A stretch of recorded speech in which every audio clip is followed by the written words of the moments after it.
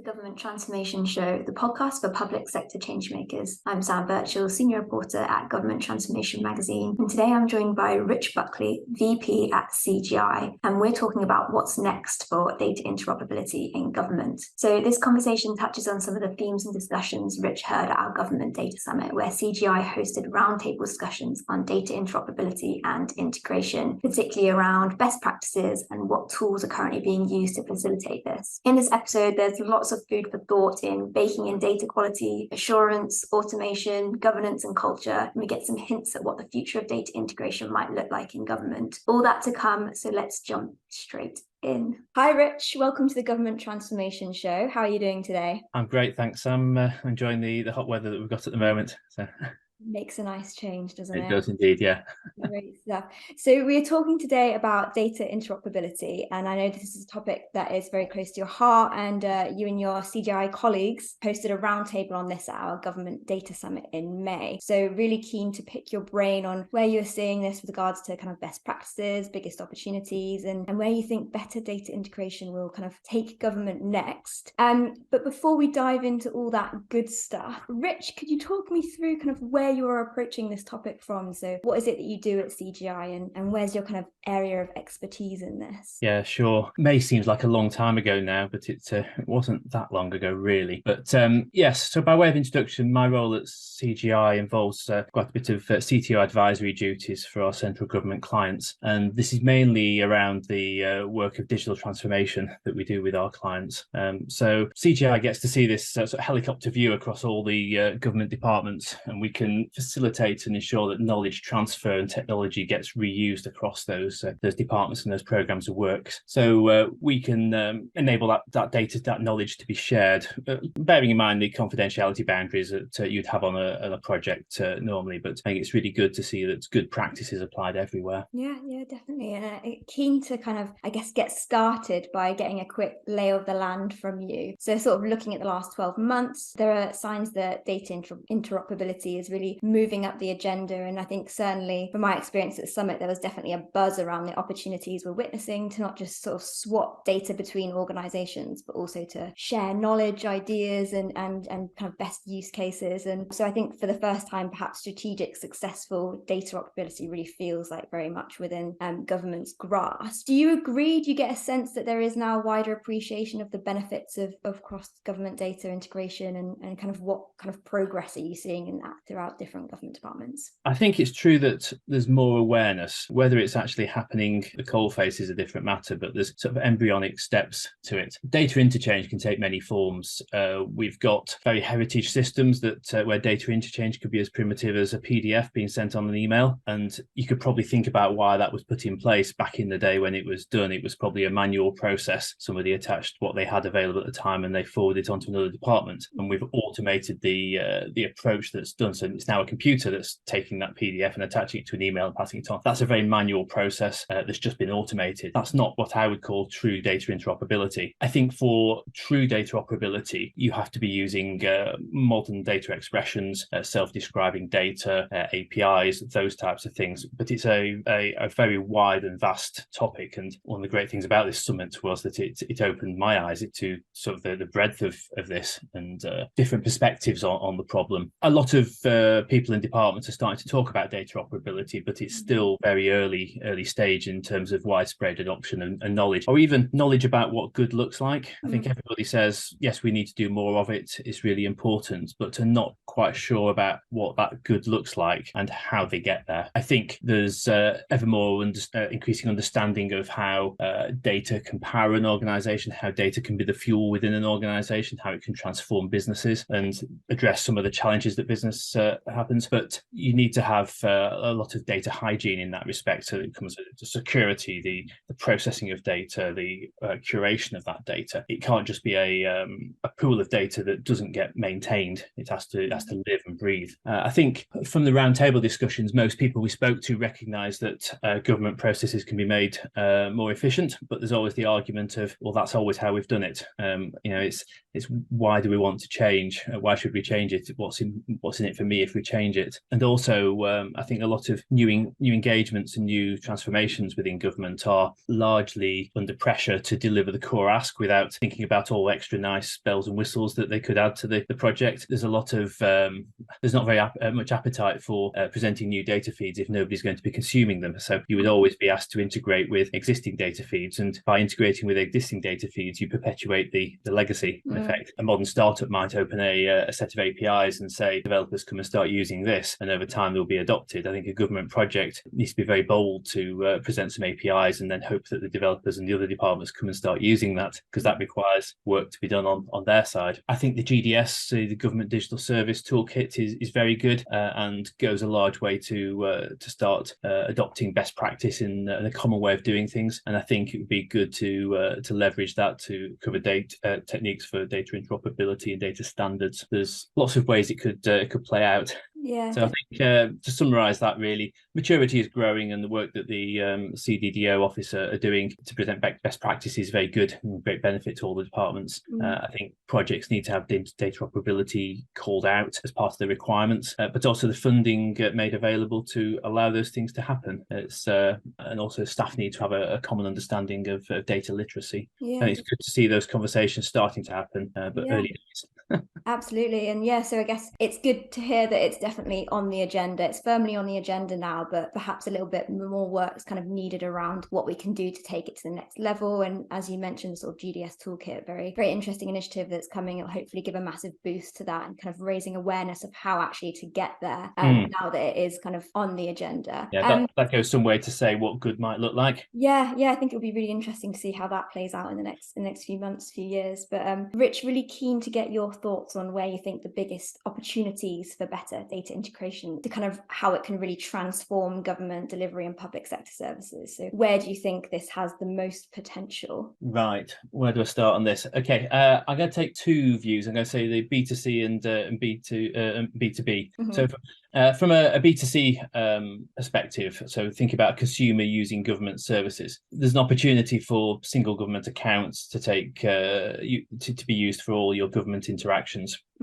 So you might have the know your customer checks, and once that's been done, all the departments could take advantage of that. I'm thinking of like Estonia as a good example of how that does work. If you change your name or your address, or your circumstances, you inform one authority, you inform the one account, and that cascades down to all the departments. So I think at the moment in the UK, you have to tell every department individually of a change of address. That could be largely benefited. However, there is a view that you go down this rabbit hole of a view that could be the introduction of a national ID system by the back door, and there's concerns over surveillance. So that does need to be measured. I mean, the solution that other countries have adopted is to allow a path through digital single service type portals, but also allow you to still use it through other systems as well. But you offer a very optimized route through the single account. So it's not the only way of doing it, but it is an optimized route, and it will probably take generations to get everybody moved over to using it as these fears are put to bed, and everyone's a bit more comfortable using it. And the digital natives don't think anything of it. So that's from the B2C perspective. From a B2B, I think there's a lot of data that flows between departments with varying levels of sensitivity on that. There's information that the government publishes on data.gov.uk. A lot of that is reference data. It's provided in structured or unstructured forms. It could just be CSV files that are downloaded on PDFs. But each one of those data sets has to have its own life cycle. It has to be updated. Somebody is responsible for owning that data. It'd be great for other government departments to rely on a single source of truth for that and have that maintained for them, and then they're just consumers of it. A simple example might be just looking up an address from a postcode. Many government departments have their own solution for looking up an address from a postcode. It'd be nice to have one service which is the master that all government departments use, and you have a standard address format across all departments, etc. The alternative is all the projects download their own copy of that, then have to maintain it and synchronize it, and all the work that goes on with that, like having a single source. I think there's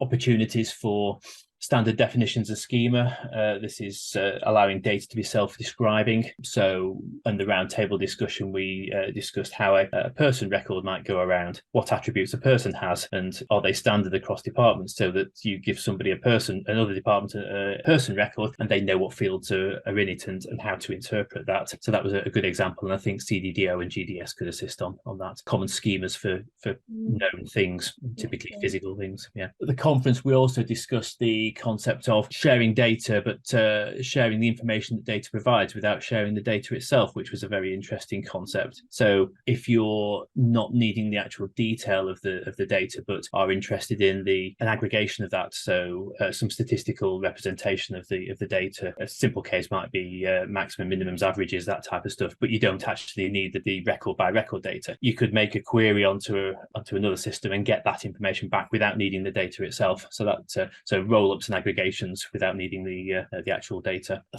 think that's probably sort of opportunities that I see. I think a lot of it is down to projects and having the remit within projects to do something interesting. Yeah. Oh, I think there's some really interesting examples. It's cool to see kind of what people were thinking about at the conference, and laid out quite nicely, I guess. So we know where people are in terms of they've had the awareness. You've laid out kind of the aims, the dream, the ambitions of where people kind of want to be aiming. Curious, I guess, to know how we get from A to B. So what kind of challenges are really standing in the way today? And I know during the summit, you obviously had a chance to speak to a range of different government departments and agencies on this. And what were some of the kind of common pain points that you found in this? Yeah, we had a good representation. We talked about energy departments, health departments. There was researchers there from universities who do interesting stuff with government data. A lot of the challenges I think we discussed were about, as I said in the introduction, not knowing what good looks like, what is possible. People are almost happy with the status quo because that's what they understand, and it works at the moment. One area we did spend a bit of time considering was training, and I pulled that out in my summary of the conference. And having some standard training, like a one-day sheep dip in data literacy, would be beneficial at every level, irrespective of grade and responsibility. That might start educating people on the power of data and what good or excellent might look like. Culture was mentioned many times by many departments, saying that there's fear of change, fear of job losses if efficiencies are found, all that type of stuff. So I think that's a big challenge for organisations, public and private sector, to be fair. And the solution to that is bringing the business along with you for the journey, really, getting them involved in the project and seeing the benefits that will bring, and allowing those people to be redeployed onto more valuable activities. If you're doing a pure transactional job, copying stuff from one place to another, a machine can do that much more reliably, 24 hours a day, every day. It doesn't take sick or holiday. It's a much better system. And actually, that's not a great job, just copying data from one place to another. It'd be better to be applying the human to doing creative thought. There's a number of project delivery challenges: scope, time, budget. Only allowed to do the stuff that's strictly needed. A project typically starts off with grand ambitions, but when you get into the project, the realities of dealing with legacy systems and vague requirements quickly kick in. So all the best wishes and the nice to haves are all pushed back onto a backlog. So that's a challenge. Interesting, and associated with training, and this might be something that training could address. GDPR was mentioned as a reason, often cited as why not to do something, which is incorrect. So GDPR does not stop changes in itself. It just means if you're going to do a change, you do it right and you do it legally with all the considerations that GDPR brings. So I think training in that space would help. Security was talked about. Security is a key component of what CGI do, and we have the phrase bake it in rather than bolt it on. So security is baked into our services rather than bolted on afterwards. I think data needs to be seen in the same way. So the work of the chief data officers, the CDOs, should be seen in the same way, and they should be involved at the start of projects, not bolted on at the end as a green light to go live or something like that. It's too late then. They can't influence things, they can't steer things. So I think certainly involving the data officers early, in the same way that we involve security early now as a standard. Summarising on the question of challenges, there's lots of ways to do things, really, and to my mind, no one size fits all. Every department has its own peculiar nuances, and you don't really understand those nuances until you spent time with your feet under the desk getting to know the business. That's the crux of it, really. A lot of these departments departments have systems that have been going on, they've been existing and evolving for decades, got decades of nuances that need to be teased out. So every department is different, and every challenge will be different. Does that answer your question? Yeah, no, it was a great summary, really. But it was interesting to hear, I guess, how much of an issue that cultural problem was. So this kind of fear of changing the status quo with stuff. Was there anything kind of at the conference that stuck out to you in terms of ways of overcoming this kind of cultural challenge? Because obviously it seems to be kind of a sticking issue that comes up a lot with something like this. I think clear and strong leadership would go a long way. If it's embraced from the top down and cascaded well, I think it could be a motivator and a powerhouse. People will then feel empowered to make the right choices on their projects. I think organisation-wide training. So if a leader was to stand up and say, right, we're serious about this stuff, and we're going to evidence our seriousness by putting everybody through this training, for example, that would be a good, clear message. Making sure that their technology strategies embrace data interoperability and data sharing where appropriate. We've talked about involving the data officers early, just in the same way that security officers are engaged now. Think about when embarking on projects, thinking about what data's consumed, what data's output, and how you can find alternative mechanisms of doing this that will be more efficient or unlock the power of data, not just saying, well, we've always done it this way, so we'll continue to do it this way. So, for example, can the data be provided near real time rather than batch based? Do we actually need this calculation, or is the point on aggregations and roll-ups I made earlier, do you need a calculation or a statistic based on the data that could be done at source? So instead of transferring data, you're making a request to get the data, the actual information you want. If the data needs some manual action or transformation, this taking data out of an email and putting it into a spreadsheet or a mainframe system or something, can that be automated? Can we use robotic process automation to automate those manual tasks?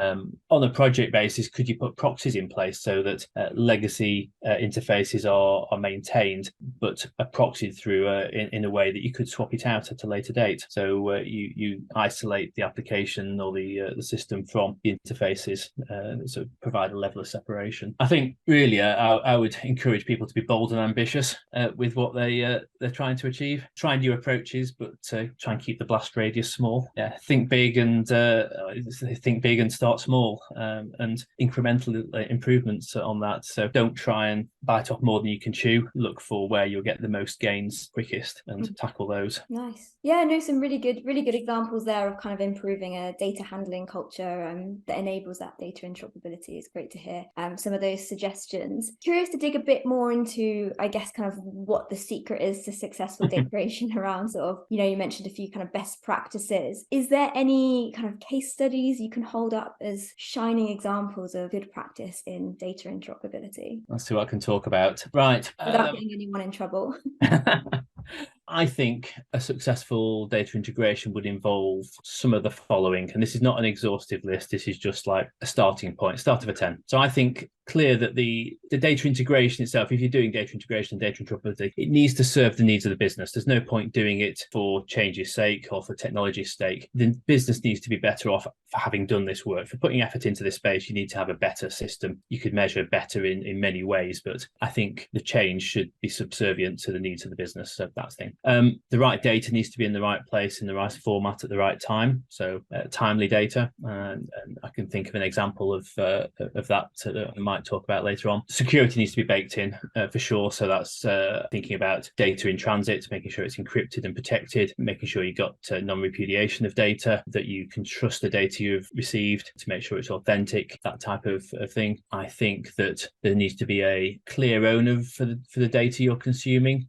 So who's going to master and curate that data and provide the single source of truth? When there's problems on it, who do you go back to get those problems corrected? I think a great solution would involve APIs. And I in my summary of the conference, I wrote that APIs were the solution, but not the starting point. So I think APIs would need to exist on a system to query and retrieve data and provide programmatic access and various different user integration various different integration points for a project. I'm going to say think Goldilocks. I think not too much data data, not too little data, but just the right amount of data. I think that's important. And I think that goes to the GDPR principles as well, just enough data to serve the purpose that you're attempting to solve. And examples, I've got a couple of examples of what CGI is doing in this space. I think I'm going to choose one in the healthcare space. So we did some really interesting work in healthcare regarding data sharing between care authorities and other interested parties. So think here about pharmacies,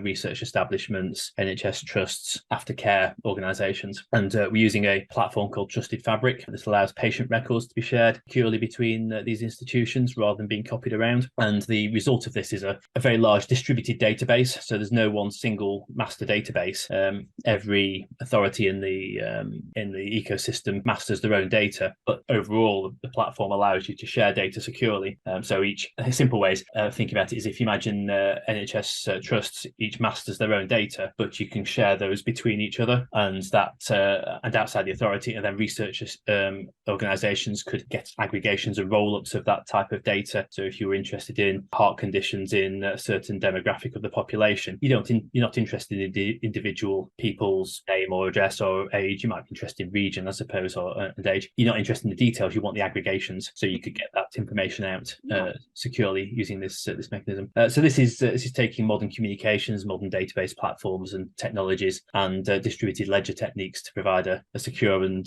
flexible solution to a very, very complex problem with a lot of nuances in it. And interestingly, it was we had a press release out today that we're using the same technology to build a universal virtual flight data recorder for the airline industry, which is amazing. Amazing as a project. It's really inspiring.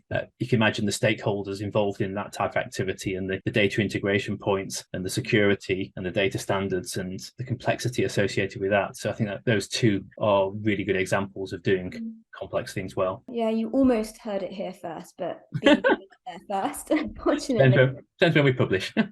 But curious to know, I guess, in those two examples that you gave, what would you attribute to the success of those projects? I think it comes down to some of the CGI core values, which are integrity and doing the right thing for the client. So the client is one of our three key stakeholders. So CGI key stakeholders are clients, our members, which are our staff. We call our members staff, our staff members, and our shareholders. So three key stakeholders: members, clients, and shareholders. We have a wealth of global skills in technology and business and consulting, and we can pull on that to address a particular business challenge. So we do work in space, we do work in energy, in retail, in healthcare, defence, all those sectors, and there's a lot of crossover between those. So think about the healthcare and the aerospace industry, completely different market sectors, but using the same technology. So we do some really interesting, valuable work with data and advanced analytics. We do Earth observation analytics and machine learning on satellite images to detect patterns in seagrasses.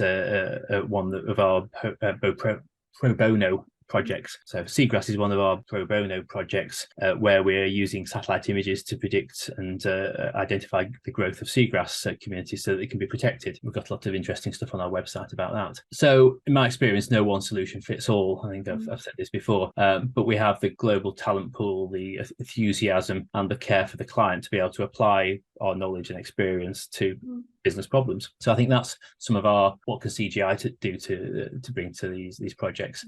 We also have strategic alliances and partners, and we're vendor neutral, and our ethics say that we would never prefer one vendor over another. We're vendor neutral in that regard. So we do the right thing for the client and don't do a hard sell on a particular solution. I've got an example on some of that if that's of interest as well. Yeah, definitely, always of interest. So it was a recent project we were engaged with, and we're asked sort of to one of my earlier points really about doing things differently. We were asked to replicate a pre-existing annual data feed onto this new platform.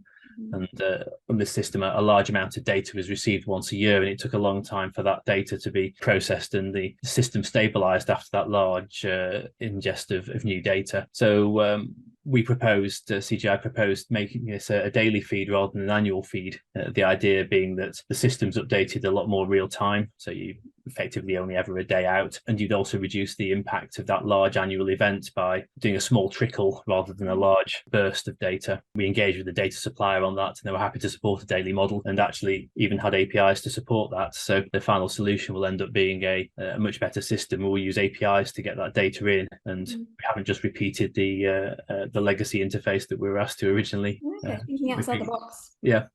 I guess that's what the kind of benefits of having your finger in a lot of different pies, I guess, given the kind of knowledge you have doing this sort of thing over kind of a multitude of different sectors, kind of allows you to share what's worked, what hasn't. And in a lot of cases, I'm sure you can kind of see a lot of similarities in kind of across those sectors. Yeah, exactly. It's usually not a case of have we done something? It's usually where have we done it? Yeah. You're everywhere. Yeah.